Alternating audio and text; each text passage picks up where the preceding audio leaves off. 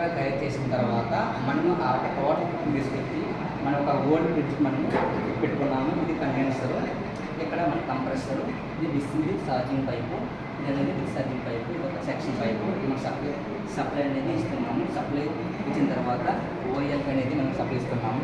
So టోటల్గా ఇందులో connection పెట్టిన తర్వాత ఇది క్లోజ్ సర్క్యూట్ చేసిన ఆన్ చేస్తాం.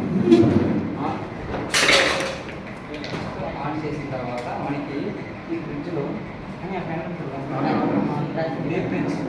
డీప్ ఫ్రిడ్జ్ అనేది ఇక్కడ మనకి ఉంటుంది. ఈ ఫ్రిడ్జ్లో కూలింగ్ అనేది గట్టిగా మనకి పడుతుంది.